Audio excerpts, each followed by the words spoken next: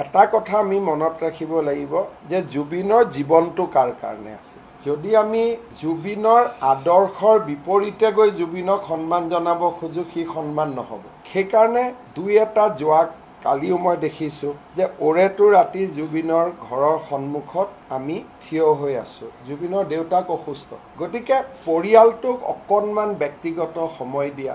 আজিও যেতিয়া পাৰ্থিৱ শৰীৰটো যাব, জুবিনৰ ঘৰত যাব, এতিয়া আমি জুবিন অনুৰাগী বুলিয়ে গোটেই যদি আমি তাত সোমাই যাওঁ, দেউতাকৰোতো ল'ৰা জুবিন, গৰিমাৰোতো স্বামী, পানেইৰোতো ভাতৃ, গতিকে তেওঁলোকক অলপ ব্যক্তিগত সময় আমি দিব লাগিব। যেনেকৈ ভূপেন হাজৰিকাৰ মৃত্যুৰ সময়ত আমি ইমান শৃংখলাবদ্ধভাৱে ব্যৱহাৰ কৰিছিলোঁ যে অসমৰ এই বাৰ্তা সমগ্ৰ দেশলৈ গৈছিল যে অসমে ভূপেন হাজৰিকাক কেনেকৈ সন্মান জনাইছিলে। মই ভাবোঁ যিহেতু এতিয়া আমি আৰু এখন মেচিউৰ্ড সমাজ, আমাৰ সমাজখন যিহেতু আৰু বেছি পুৰঠ হৈছে, গতিকে ভূপেন হাজৰিকা ডাঙৰীয়াক আমি যিমান সন্মানেৰে সৈতে ডিচিপ্লিন নিয়মানুৱৰ্তিতা ৰাখিছিলোঁ, তাতকৈ আজিৰ দিনত মই অসমৰ ৰাইজৰ পৰা বেছি শৃংখলাবদ্ধতা, নিয়মানুৱৰ্তিতা, ইজনে সিজনক সন্মান মই বেছি আশা কৰিম। কালিয়ে ধৰক দিব্যাংগ ব্যক্তি এজনে যদি জুবিনক চাব যায়, তেওঁক আমি অগ্ৰাধিকাৰ দিব লাগিব। কোনোবা এজন বয়োজ্যেষ্ঠ ব্যক্তিয়ে যদি জুবিনক শ্ৰদ্ধা জনাব যায়, তেওঁক আমি অগ্ৰাধিকাৰ দিব লাগিব।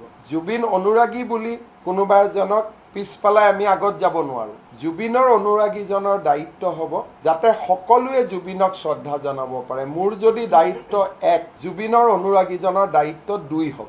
যদিও মই ব্যক্তিগতভাৱে অনুৰাগী জুবিনৰ, কিন্তু মই আজি এতিয়া অসমৰ মুখ্যমন্ত্ৰী হিচাপে কথাখিনি আপোনালোকক কৈছোঁ।